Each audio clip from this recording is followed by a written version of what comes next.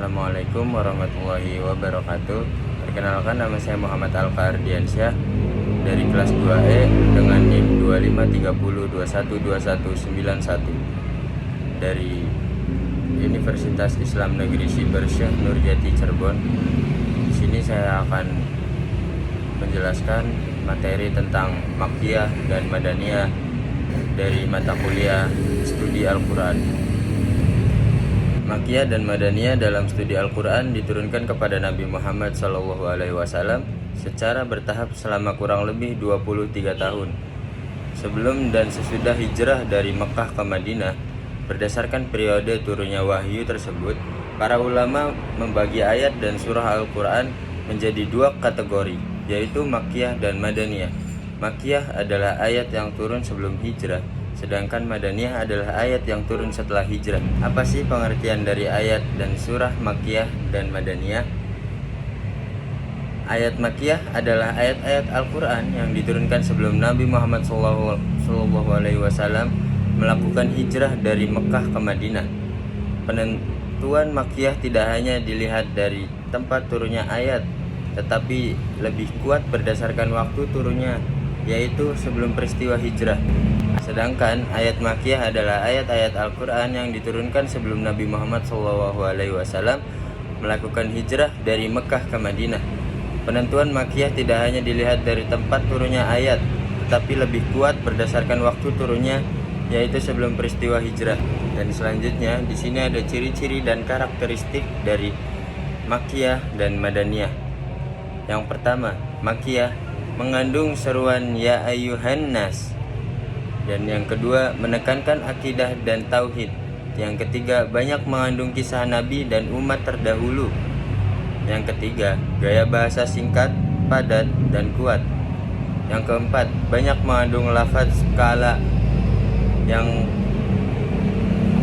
keenam, ayatnya relatif pendek. Dan yang ketujuh, menolak kemusyrikan dan mengajak berpikir. Selanjutnya ada Madaniyah. Yang pertama, diawali dengan seruan kepada orang-orang beriman.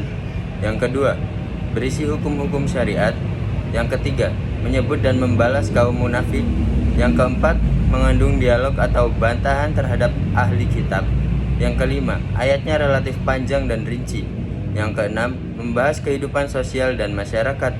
Yang ketujuh, menjelaskan sistem perundang-undangan Islam. Selanjutnya ada perbedaan gaya bahasa dan tema dari Makkiyah dan Madaniyah.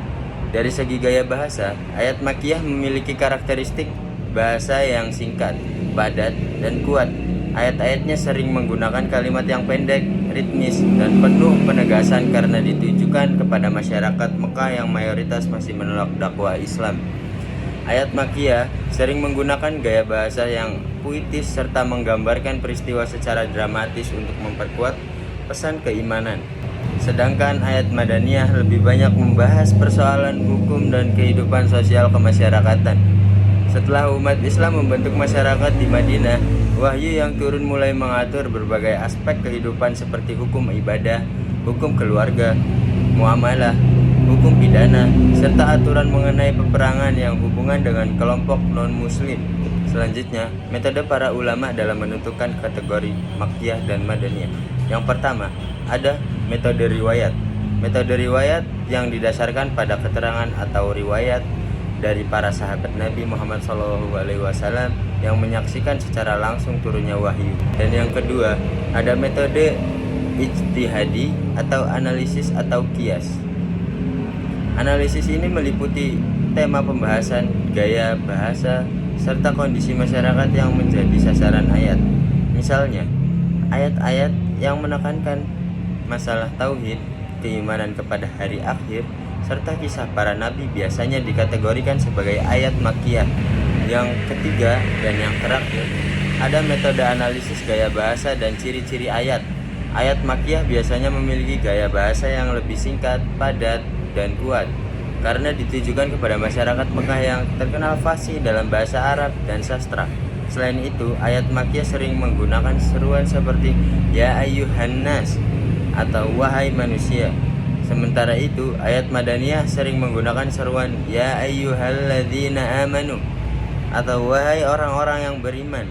karena masyarakat Madinah sebagian besar sudah memeluk Islam dan membutuhkan pedoman dalam kehidupan sosial dan hukum. Kesimpulan dari materi yang sudah saya jelaskan, yaitu berdasarkan pembahasan mengenai ayat dan surah Makkiyah serta Madaniyah dalam kajian ulum Al-Quran, dapat disimpulkan bahwa pembagian ayat Al-Quran menjadi Makkiyah dan Madaniyah didasarkan pada waktu turunnya wahyu, yaitu sebelum dan sesudah peristiwa hijrah Nabi Muhammad SAW dari Mekah ke Madinah. Ayat Makkiyah adalah ayat yang diturunkan sebelum hijrah, sedangkan ayat Madaniyah adalah ayat yang diturunkan setelah hijrah, meskipun tempat turunnya tidak selalu berada di Mekah atau Madinah. Sekian penjelasan dari saya, kurang lebihnya mohon maaf. Assalamualaikum warahmatullahi wabarakatuh.